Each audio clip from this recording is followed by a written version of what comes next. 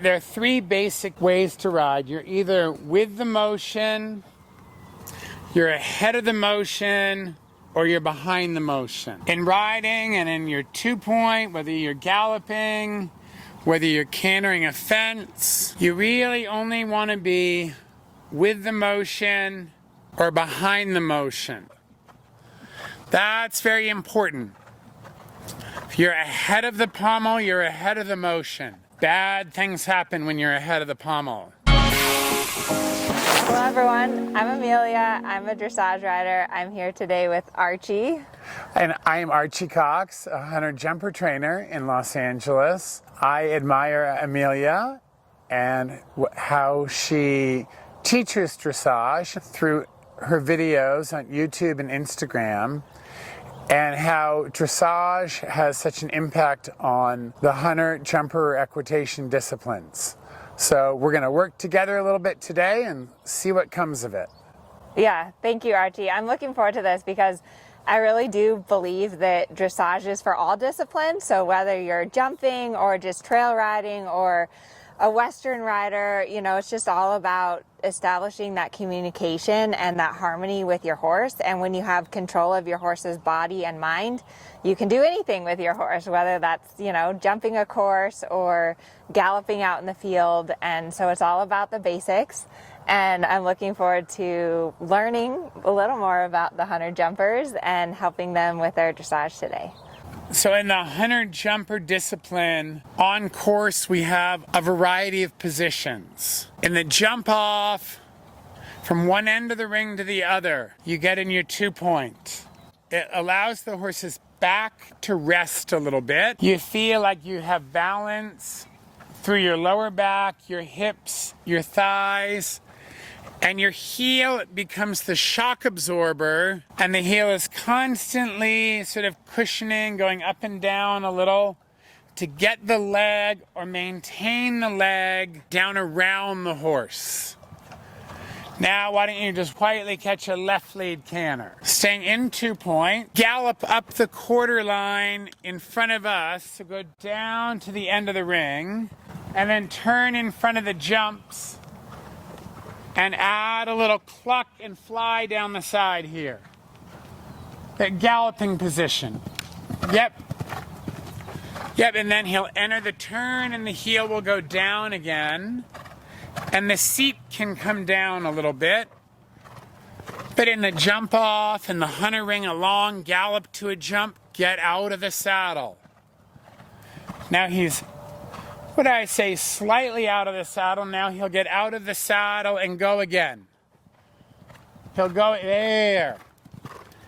He's with the horse, never ahead, maybe behind occasionally. Now collect the horse. Go a little behind the motion. You can draw, that's it, you draw the horse up.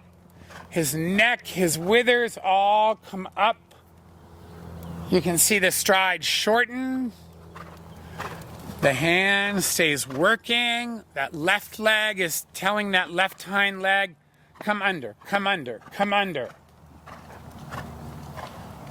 And now you can go back to a nice posting trot. Little voice. In the hunter jumper world, the hip angle is closed with the motion. And as he's trotting, the weight is coming down in his heel every stride. And he's going to go ahead and now just quietly stand up in his 2-point. And in 2-point, your 2 points of contact are your stirrups. Your stirrups and your legs.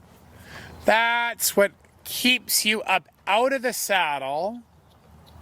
And right now, I'd say he's with the motion.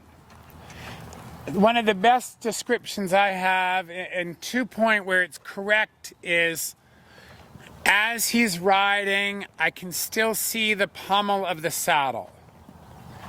If he's ahead of the pommel or over the pommel, that's ahead of the motion.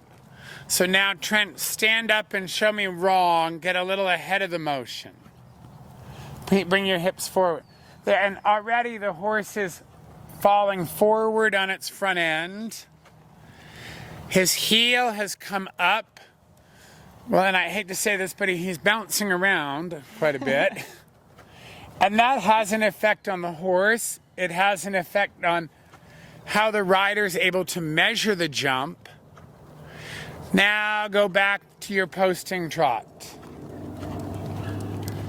Your posting trot, the up portion of your post is your 2-point.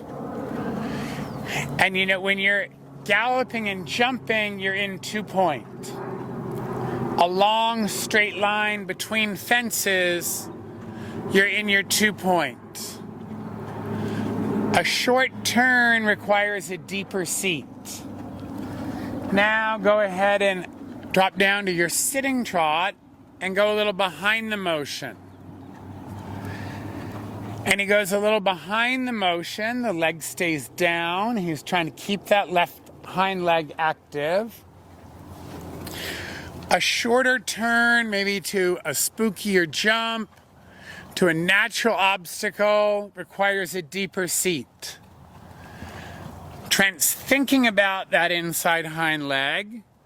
His hands facing one another a little bit more. And you see the leg is the shock absorber. The heel goes down. It allows there to be elasticity and suppleness. I get the impression horse and rider are one. He's with the horse. How you tell me now? No, it looks super. It looks they're working together. Yeah, that's the same thing we want in dressage. You don't want to be ahead of the motion, you don't want to be behind, you want to be in balance with your horse, because if you're not in balance, then it makes it harder for your horse and you're more likely to fall off and like nothing works well. So you have to find that balance with your horse. Thank you so much, everyone. Thank you, Archie Cox, for your time today. I really appreciate it. Where can people find more about you? On my website, archiecox.com, Instagram page, which is Archibald Cox, and on Noel Floyd Masterclasses.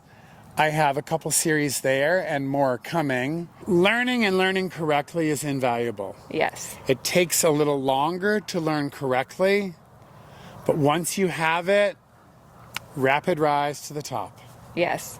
Consistency, persistence, and enjoy your horses. I think that's the most important thing. You want to have goals and you have to remember to love your horse, appreciate your horse because they're amazing creatures.